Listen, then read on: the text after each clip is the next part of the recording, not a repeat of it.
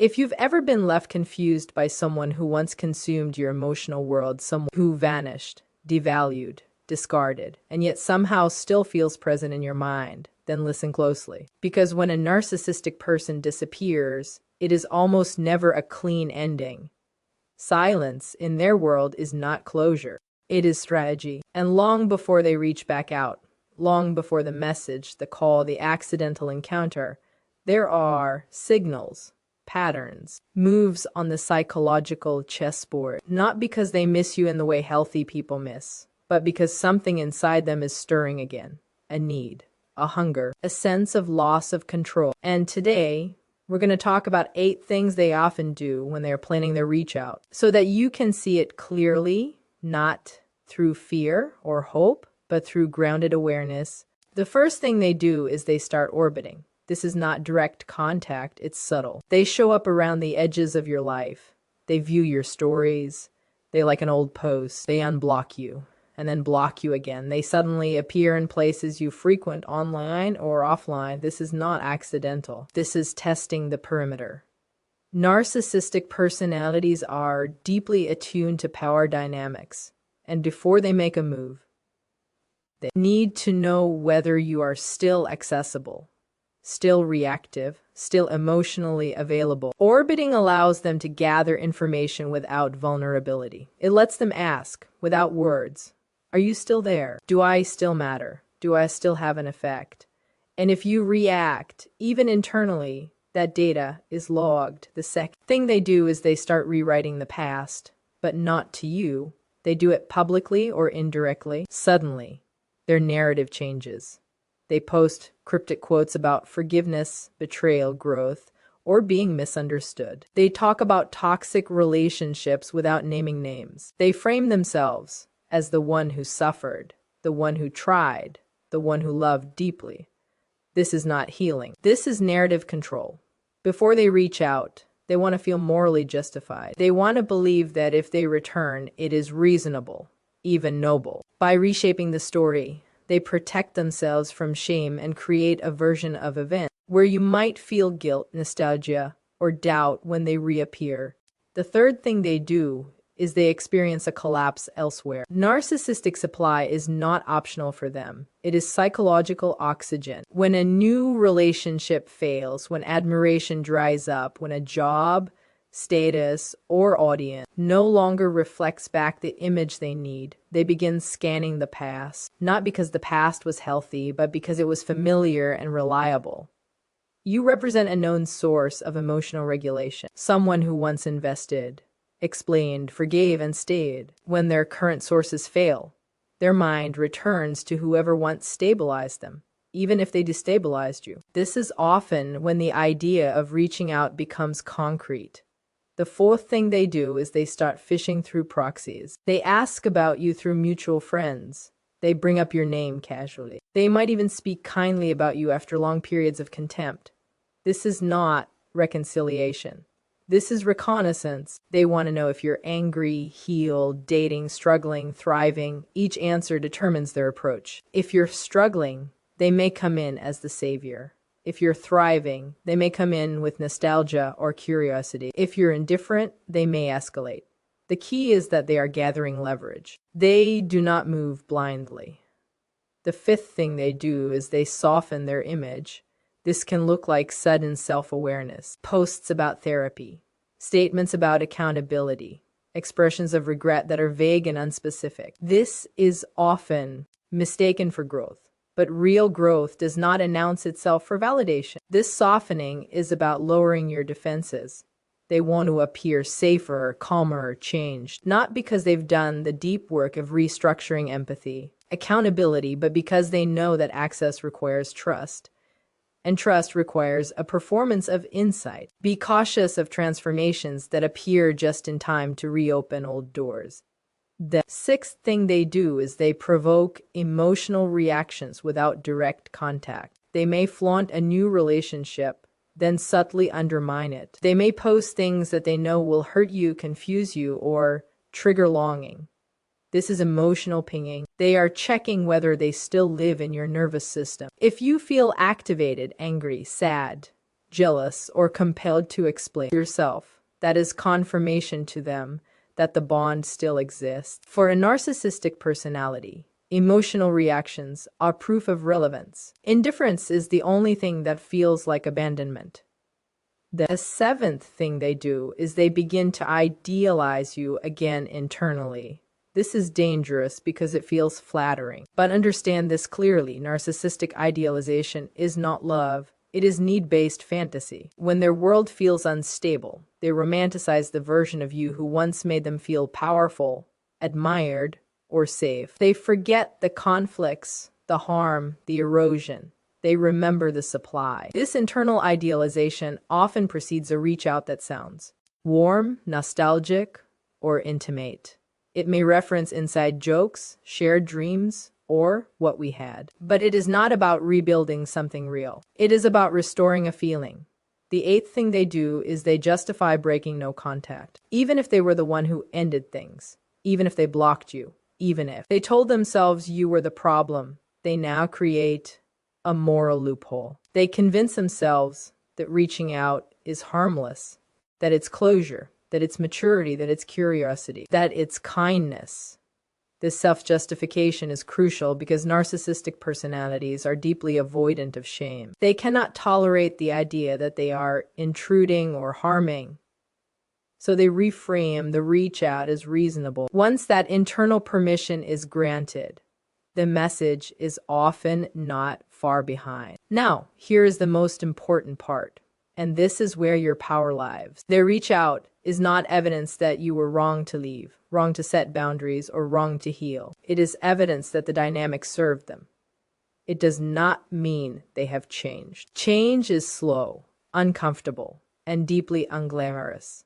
It involves accountability without an audience and empathy without reward. Most narcissistic patterns do not dissolve simply because time has passed. If they do reach out, the tone may be casual, warm, or even apologetic.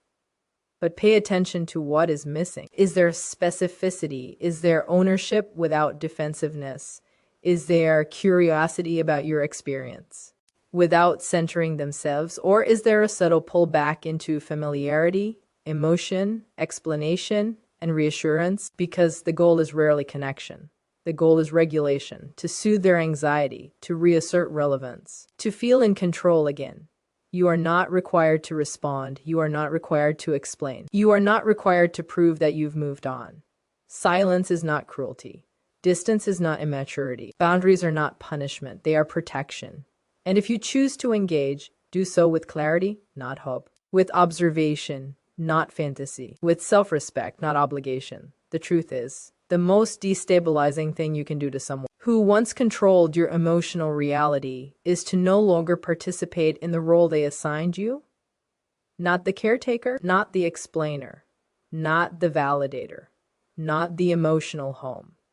When you step out of that role, their strategies become visible, predictable, almost mechanical. This knowledge is not meant to make you hypervigilant or fearful. It is meant to ground you, to remind you that what felt personal was often patterned. What felt like fate was often psychology. And what feels like temptation now is often just an echo of a bond that was built on imbalance. You don't need to brace for their return. You need to continue returning to yourself. Because when you are anchored, aware, and no longer seeking resolution from someone who could never offer it, their reach out loses its power. And that, more than anything, is the moment you truly become free. When a narcissistic person reaches back into your life, it's tempting to interpret that moment emotionally. The mind wants to believe it means something changed, something softened, something finally broke through. But if you slow this down and look at it psychologically rather than romantically, a different picture emerges. The reach out is rarely about connection. It's about regulation. Narcissistic personalities do not experience relationships primarily as bonds between two autonomous individuals. They experience them as systems that stabilize their internal state. When that system collapses elsewhere, they look for a familiar structure to restore equilibrium. And that is where you come back into the frame. This is why the return is almost always preceded by instability. Something failed. A source of admiration dried up. A relationship that promised novelty stopped delivering validation. A role that once reinforced their identity no longer works. And when that happens, the narcissistic psyche doesn't sit with the discomfort and ask, "What do I need to change?" Instead, it asks, "Where can I get relief?" The past becomes attractive, not because it was healthy, but because it was predictable. You once served a function. You soothed, reflected, explained, tolerated, and adapted. From a psychological standpoint, that makes you valuable in moments of internal chaos. What's important to understand here is that this process is not sentimental. It's instrumental. The narcissist doesn't wake up missing you as a person in the way a securely attached individual might. They wake up missing the way they felt when you were available. They miss the regulation, the attention, the mirroring, the sense of importance. And because narcissistic traits involve a shallow connection to guilt and a fragile relationship with accountability, the discomfort they feel is not interpreted as a call to self-examination. It's interpreted as a signal that something external needs to be adjusted. This is where the strategic element comes in. Before they reach out, they test, they observe, they gather information. They want to know if you're still reactive, still emotionally accessible, still oriented toward the past. That's why the early signals are indirect, lurking, subtle visibility. A like here, a comment there, an appearance just close enough to be noticed. From their perspective, this is efficient. It allows them to assess the terrain without exposing themselves to rejection or vulnerability. They're asking, without asking, is the door still unlocked? And notice how different this is from genuine repair. Real repair is direct. It involves specificity. It involves risk. It requires someone to say, here is what I did, here is how it affected you, and here is what I am doing differently now. That kind of statement is psychologically expensive. It requires humility and emotional stamina. Narcissistic strategies are the opposite. They are low cost, low risk, and designed to maintain control. The reach out, when it comes, often follows the same logic. Casual, ambiguous, plausibly innocent, something that allows them to retreat if you don't respond or advance if you do. This is also why the reach out often happens long after the relationship ended. Time in this context is not evidence of growth.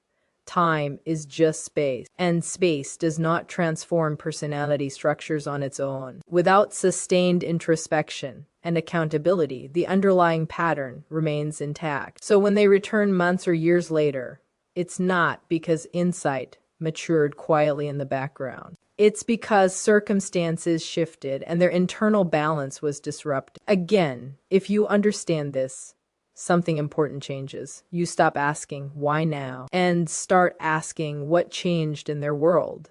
You stop interpreting the contact as a message about your worth, your value, or your significance, and start seeing it as a signal of their instability. That reframing is critical because it removes the emotional hook. It puts you back in an observing position rather than a reactive one. And here's the deeper philosophical point beneath all of this. When someone only reaches for you when they are dysregulated, they are not relating to you as a person. They are relating to you as a function. And no matter how flattering that may feel on the surface, being reduced to a function is not intimacy. It is not love. It is utility.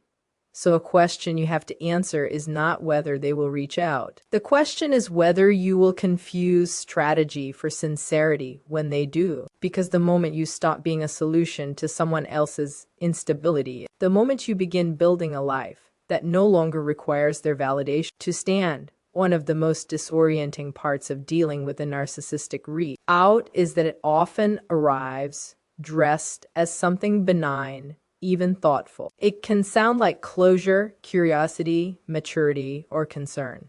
But if you look closely, what's being offered is rarely resolution. It's leverage. The signals that precede and accompany their return are not attempts to heal the past. They are attempts to regain influence over the emotional field, and understanding that difference is essential. Because confusion is the gateway through which control re-enter. Narcissistic individuals are deeply motivated by the need to preserve a coherent self-image. Shame, to them, is not a moral signal to change course, but a threat to their psychological survival. So when they approach the idea of reconnecting, they are not asking, how do I repair what I broke? They are asking, how do I do this without feeling exposed? That's why their behaviors are indirect. They test reactions instead of making statements. They provoke emotion instead of inviting dialogue. They soften their image publicly while remaining vague privately. This allows them to enter without taking responsibility. And responsibility is the one thing that would actually lead to closure. You'll often notice that their signals are designed to activate you emotionally. A nostalgic message, a sudden display of vulnerability, a reference to shared history, even a mild apology that lacks specificity. These are not random. Emotion clouds judgment. When someone feels stirred, they are more likely to fill in gaps, project meaning, and override memory. The narcissistic strategy relies on this. If you're busy feeling, you're not analyzing. If you're reacting, you're not observing. And if you're hoping, you're not protecting yourself. This is where many people get stuck. They mistake emotional intensity for sincerity. They assume that because something feels meaningful, it must be meaningful. But psychologically speaking, intensity is not the same as depth. A narcissistic dynamic is often intense precisely because it lacks depth. It relies on spikes, not stability, drama, not continuity, control, not mutuality. So when they return with emotionally charged signals, what they are really doing is reactivating a familiar pattern, one that once allowed them to steer the relationship without being fully accountable. Another key point here is that closure requires mutual recognition of reality. It requires two people to agree on what happened, how it mattered, and why it cannot continue in the same form. Narcissistic signaling avoids this entirely. Instead of clarity, you get ambiguity. Instead of ownership, you get implication. Instead of directness, you get suggestion. This keeps you engaged while keeping them safe. If things go well, they regain access. If things go poorly, they can retreat and say, I was just checking in. That asymmetry is not accidental. It's the mechanism of control. And notice how this places the emotional labor back onto you. You are left wondering what they meant, what they want, whether they've changed, whether you should respond. You are pulled into interpretation rather than communication. This is not closure. Closure brings relief. This brings rumination. And rumination is a form of captivity.